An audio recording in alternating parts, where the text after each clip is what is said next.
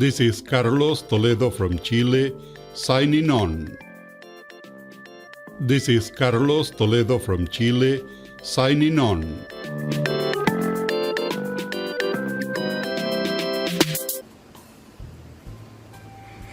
I'll jump in. This is Maggie. Carlos, I really appreciate your very clear overview today.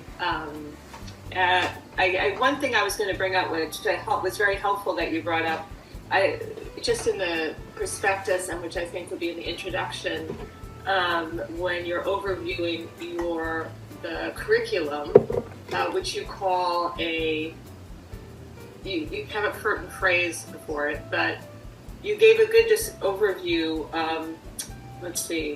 That you said it's the curriculum to promote perspective taking. So that's sort of the aim of the curriculum.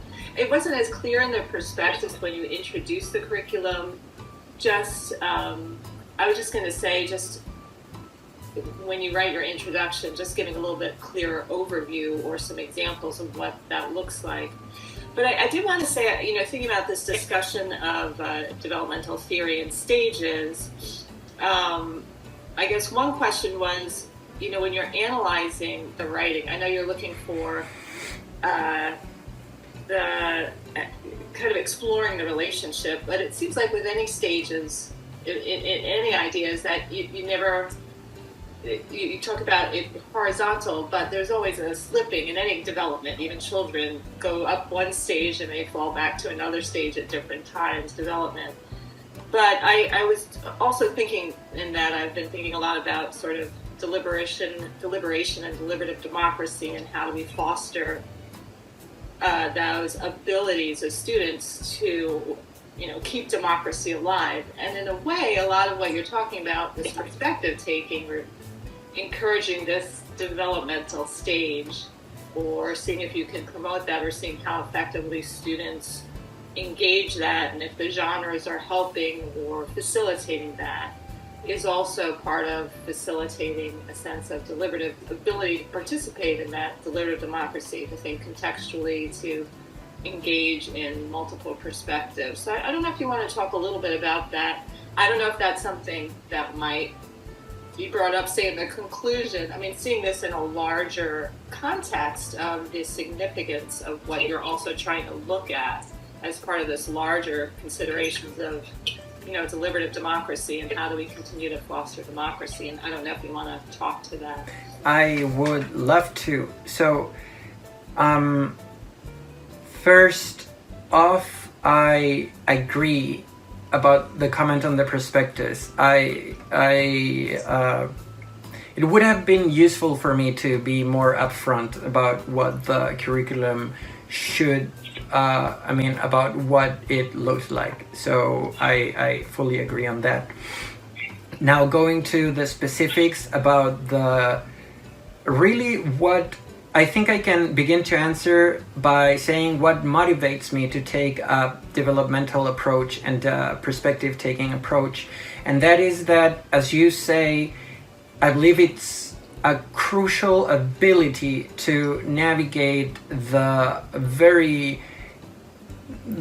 turmoil in so many aspects, the social turmoil that we're experiencing in this country and in the world. I live in this country right now, so I'm more privy to, I know more about the political situation here than in my own country, and I think that perspective taking is crucial to understand difference, to understand diversity, to develop an understanding that transcends dichotomies of good and bad, of foreign and internal or domestic, and so on.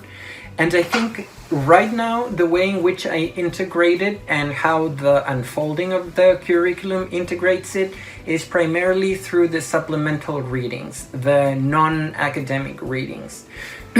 Each of them, as they are differentiated in the different categories, the 4 categories that, again, research shows are instrumental in promoting development in adults.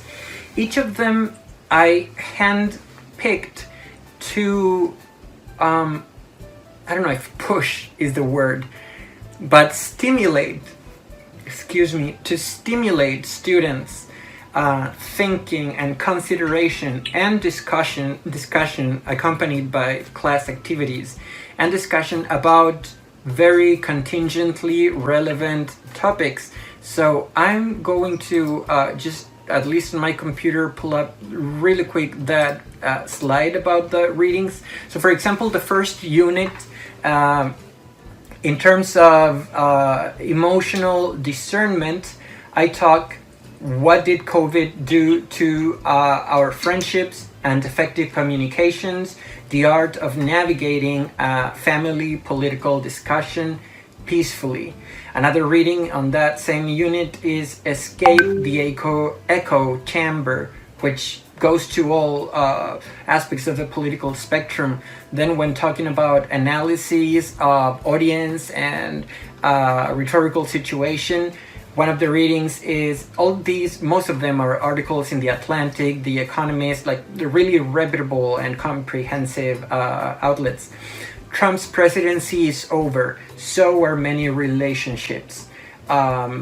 Another one, I include the letter from Birmingham jail, which is, of course, a defining text, and so on. So I believe the readings and the class discussions and activities based on those readings have the objective, even if not explicit, but of eliciting these conversations, and that falls within the category of promoting perspective taking in a broader societal democratic context. I talk about in the visual rhetorical analysis a visual report of pictures about the storming of the Capitol, the insurrection at the Capitol. That is a powerful set of images that will give way for, I'm just imagining how interesting visual rhetorical analysis and so on. I mean, the prospectus outlines in more details the rest of the readings. So I think even though in the prospectus I don't explicitly mention that as an objective of the curriculum, I think at the very least implicitly at this point is very, very present. And so here I'm at a crossroads. I don't know to what extent to make social justice, or if not social justice, democratic engagement objective explicit. That has caused so many problems, as we know, with the curriculum that a fellow teacher and the English department created just after George Floyd's death that made national news and so on. I want to be cautious at the same time that I want to fulfill an agenda that is socially relevant. So that is something that I need to navigate, but at least as the curriculum is articulated now, I don't shy away from discussions that are relevant for the broader social and political circumstance of the country. I don't know if that speaks to the question. Yeah, no, I'll just throw in, I think if you talk about it in terms of the idea, and this may relate to questions about hierarchy and stages of things, that which is very much about, obviously these studies, and I could be corrected, take place within a era of thinking about these issues of democracy post, World War II kind of psychologists. How do you develop mature adults who are able to participate in, the public sphere in effective ways, and think more broadly that's not, it's part of, I guess, middle-class educated culture. How do we foster that? And that's very much, if you think about a land-grant public institution, why we have public speaking and composition is very much linked to democratic ideals. I'll just say that as foundationally, that's why we have those classes in that curriculum. Historically has that link, underlying link to that. So you can. I think it's fine to talk about those issues. Of that engagement is something we want to continue to foster within an environment where concerns are about democracy being undermined and authoritarianism taking over at this time. So I don't know. I think if you can talk about them without getting into even the weeds of what's going on. Does that make sense? Within that larger perspective. Absolutely makes sense. It's something that is at the core of my motivation for this project. I just have trouble articulating that in a way that doesn't deter students from engaging in the conversation by creating false dichotomies of us versus them, and at the same time being comprehensive or sufficiently analytical to give insight to the whole spectrum of opinions. It's hard, and I think that is a very important aspect that I would like to make more evident in the curriculum.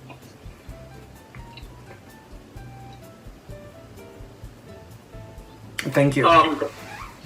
Thank you, Meg. Carlos, early on you mentioned genre often, and could you tell us what role genre is playing or might play in your study? How exactly does that figure in the way you set up the curriculum and the kinds of analysis you're going to do as the student writing? Right. So at a first stage, in terms of the theoretical basis for the whole study and research, I need to establish the complementarity between student making and genres. So it figures because if I talk about student meaning making in isolation from the discursive contexts in which people make meaning, it's a very limited outlook on how we relate to the world in practice. So genres figure in that they shape social action. They provide some rules to organize social action. So it features by providing more of the rhetorical genre studies sustenance for the development of individual meaning making. So in the curriculum, that is more on the theoretical aspect. In practice, how it's going to figure in the curriculum is by explicit conversation or content discussion about what genre is. Studies show, particularly the work of Wardle and the work right now of, it escapes me, Yancey and other figures that talk about genre applied to composition courses, that making knowledge about genres evident helps students relate to them better. And as I outlined here in the curriculum, the readings and the assignments precisely aim at that. Particularly Unit 2, the content readings talk about, ask students to read an excerpt of Bitzer's Rhetorical Situations, which is a precursor for genre theory, a chapter on navigating genres, which gives an overview of precisely the different constraints that each genre, or in general that genres present. And their assignment actually asks them to summarize and analyze these concepts of genre, audience, and rhetorical situation, build relationships among them, and in a very, at least preliminary way, at a very preliminary level, relate each of these concepts, genre, audience, and rhetorical situation. I need to rephrase that for now, I realize, for small overlaps, but they need to relate it in terms of genre and the other concepts. So it features very explicitly throughout the curriculum. It kind of sort of mimics the writing about writing approach of Wordle and Downs and Downs. I always confuse Doug Downs. Wordle and Downs' approach on writing about writing. It's not quite a writing about writing curriculum, but it takes concepts from it to make instruction, to make genre theory explicit and use it in the development of the course. Yeah, I get that. I'm wondering the writing about writing is, that's an interesting concept that actually goes quite a ways back. But I'm trying to understand your motivation behind doing that. I mean, is it a way to engage and persuade readers who are, in the social constructivist mindset, which, as you've pointed out in various writings about your topic, is the dominant paradigm that superseded the cognitive approach. And so in order for your study to be persuasive and relevant to people who still hold that view, and many do, you would need to have significant nods to that perspective. I mean, is that part of the motivation here, or is it the contemporary Wardle and Downs writing about writing as a kind of new methodology or a new approach in composition, which, as I said, really isn't new, but it is resurfaced. I'm just trying to understand the motivation behind doing that, because I mean that's tough. I mean, I taught a course years ago, even to honor students, the kind of the writing about writing, and I mean it's content that instructors probably enjoy and have some background in and maybe are writing about and will do theses and dissertations on. But for students, that could be a little tough. I mean, they're asked to engage in issues that they're not very conversant on, and when you ask them to read Lloyd Bitzer, you're that's why I chose 4 pages. I wouldn't. I'm thinking of that 10-meter platform dive. I mean, that's these are students that are probably going to have a little bit of you're going to need some motivation. So I was just wondering what your motivation was, and is it to make sure that you have that balance or that sort of 360-degree view, that you're not dismissing the social approach and genre theory and Miller and everybody, that the long trail after her, or is there some other motivation that is leading you in that direction? Because as I said, I mean, this would be an adventure for students and instructors to use that approach. Yeah.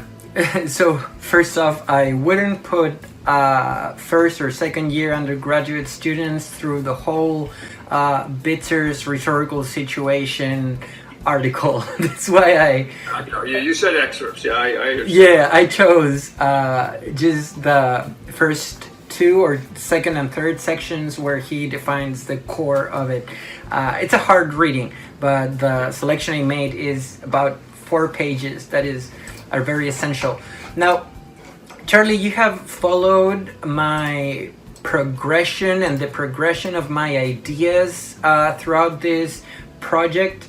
And as you know, I began with a very, I don't want to use this word, but I'm going to use it because I think it's very descriptive, contentious attitude towards the social constructivist approaches to understanding writing and other phenomena in general in the humanities.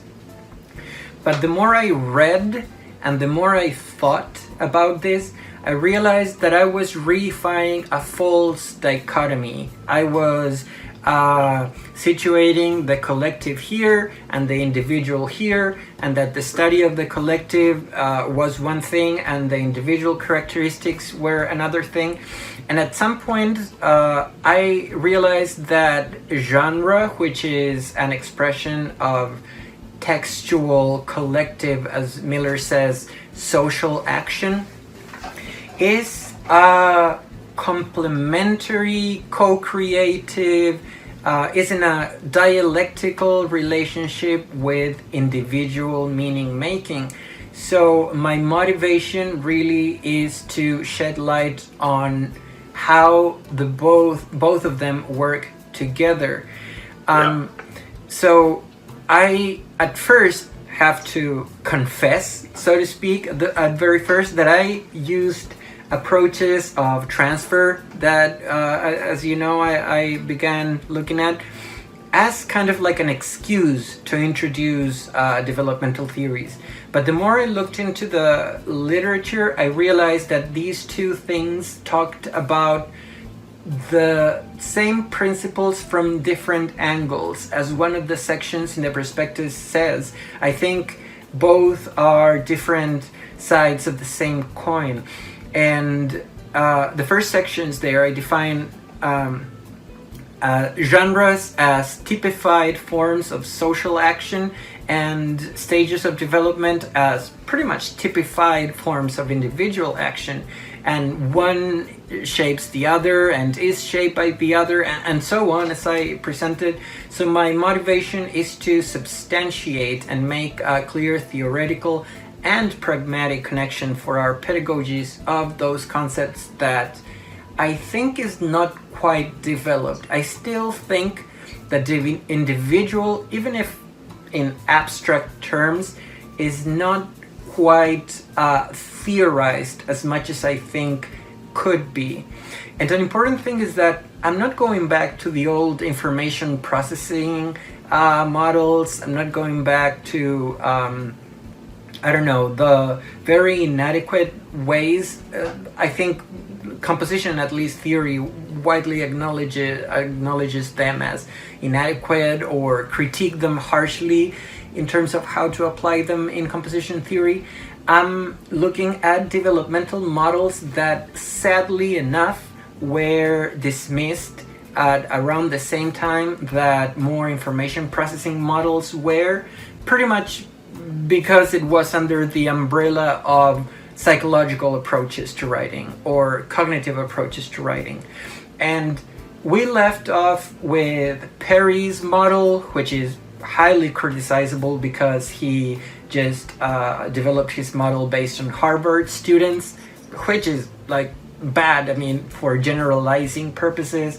And Piaget's model, which has been criticized and developed and so on. So we left off at a point in which we were not aware of many developments, of many, much more richness that has been developed in developmental theory.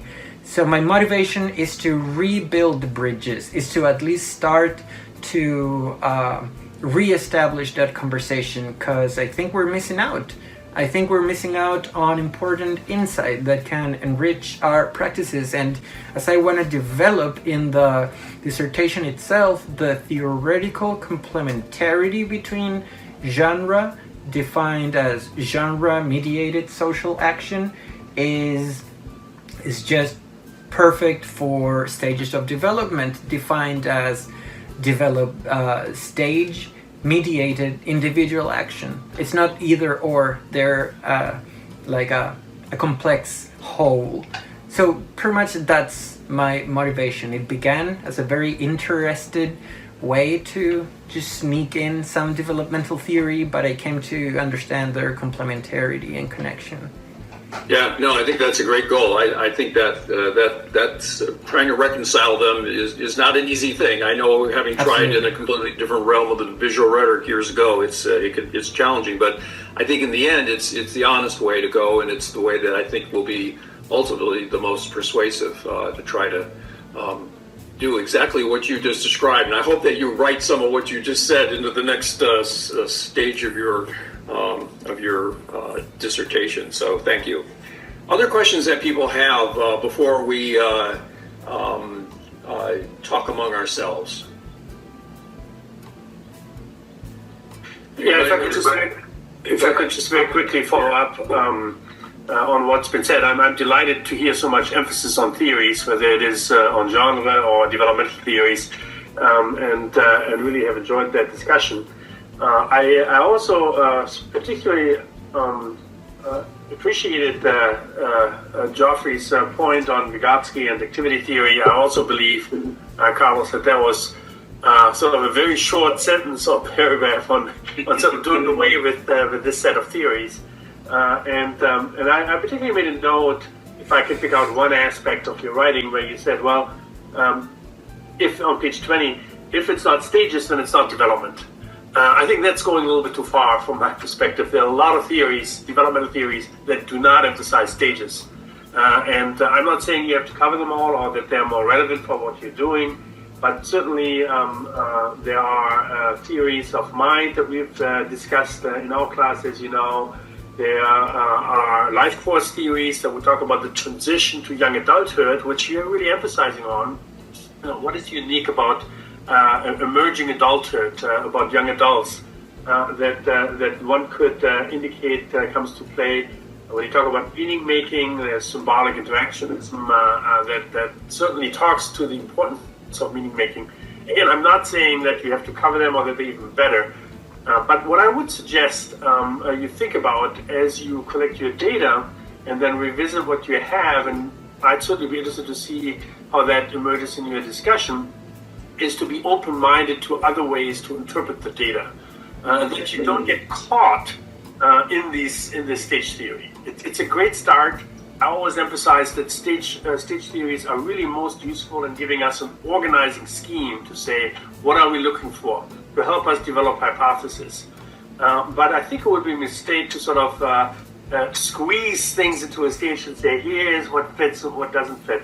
But to still be open-minded to other approaches that may also be helpful in interpreting what you're getting. So that would be my advice. And then the final question that I would have, getting back to individual differences, but more in a different way. We talked about correlations early on. You know, as a behavioral scientist, we do a lot with data, as you know. But when I look at correlations, I always wonder, what is the importance of covariates that you have in there? And in this case, I'm particularly thinking about gender. Is what you're reading and what you're getting different by the writer in terms of their gender or gender orientation? Carol Gilligan comes to mind, and later on feminist perspectives, you know, in a different voice. So again, that's the aspect of individual differences that you may think about. And of course also the importance of underrepresented groups or ethnic differences in writing. And again, I don't know who is going to participate. I suspect it will be mostly, given that it's an Iowa State group, it will be mostly European Americans. But I'm sure you appreciate that there are also different cultural aspects that may come to play. And if you get sort of one or two or maybe even more students who come from a very, very different cultural background, you may also get very, very different compositions, I would suspect. And how do you account for that in your analysis? We've talked mostly about theories, but in the end, you'll have to interpret what you're getting. So I'm saying stay open-minded, even with regard to theories, and things may turn out very differently. Maybe they won't. And then second of all, think about some of these individual differences, certainly by gender orientation, and also by culture, that you may get very, very different writing. And again, I'm not into composition to know how much that's represented in your field, but I'd be surprised if that wouldn't play some sort of role. Yep, that does, for sure. I'm glad you mentioned Carol Gilligan. It's interesting that in a different voice, even though she focuses on the development of women, she pretty much describes a developmental arc in which the meaning making goes from more self-centered stages into group-oriented or ethnocentric stages, and then goes to a universal care principle that considers the individuality of the person and in a different voice in that perspective. So I'm not saying that that is not important, that gender is not a factor for sure. But what is interesting, as I see it, about meaning making is that it's a core indicator that has been empirically validated across women, cultures, different populations, and so on. Now, having said that, it is crucial to consider these differences for this study in particular. And that leads me to think about, in the data analysis, slice the samples differently to see how the results are for females. If there are non-white students, to slice the results and analyze them. Okay. I think you, at least for me, you broke up a little bit, and we missed, or I missed at least some of the answer. But go ahead, Carlos. You're back. Oh, good.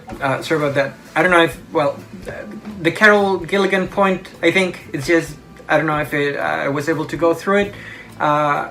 She basically, I think, describes a developmental trajectory that, even though is focused, on a different voice, follows the same epistemological patterns, ultimately leading to a more systemic, comprehensive view that pretty much mimics or follows and goes in parallel with Cook-Reuter's stages. So I think the different developmental models show a pretty consistent trajectory. Am I here still? Yeah, you are. Yeah. All right, good. So that is not to say that those factors are not important. In fact, having said that, what I was just saying is that this gives me the idea of splicing the results in different ways, or more than splicing, like looking at segments of non-European students, for example, non-American nationals, men, women, and collective whole class results, so that I get more information, more specific information related to those different slices of the study sample to precisely consider results. Maybe I will find very interesting things that I haven't even thought about. So that is a great suggestion that I think will enrich the study a lot. Thank you, Peter and Carlos. Anybody else have another question? Carlos, it's Maggie. I just wanted to check on your schedule. So, are you planning to do these to do it this fall in terms of do the comparison? Have you already set up classes to? Yes. So as of now, I have 2 teachers that want to implement the curriculum in their sections. So I have the 4 sections that I planned for, which makes me very excited. I have 1 rater and 1 control teacher, so 2 sections. I am hoping to get another rater and another control teacher. I will try to ask people that I know personally if they're interested, but at least I have more than the bare minimum to carry out the study. A decent number of 40 people, more or less, assuming that most of the students will want to participate, and control group, and 1 rater. That is very important for reliability. So yes, over the fall. Great. Okay, thanks everyone. Go ahead. Someone else? Just to follow up on that, is the IRB approval completed? It's on its way. I just was asked yesterday. I was sent an email to make minor corrections, minor edits, but talking to the person that is in charge of that, Deirdre, I don't remember her last name, I just need to make those corrections, and it will be approved. And I explained to her the time crunch in which I am in, so that I need to begin collecting data and formally recruiting these instructors by then. And she told me that they would be able to work around this timeline.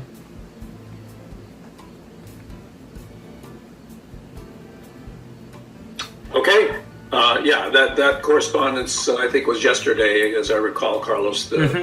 So she's been in regular contact, and so I think, from my perspective, as the whatever PI, it seems to be moving along smoothly. Any other questions before we ask Carlos to wait in the outdoors? Okay, Carlos, if you want to just leave the meeting, and then I'm going to email you as soon as I have results to report to you. Excellent. Thank you very much for being here, to everybody, and thank you for being part of the committee. I'll step out of the room right now, and we'll be looking forward for Charlie's email.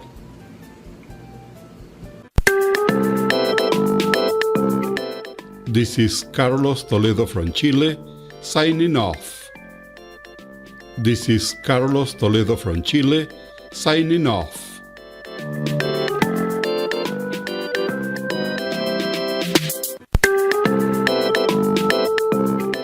This is Carlos Toledo from Chile, signing off.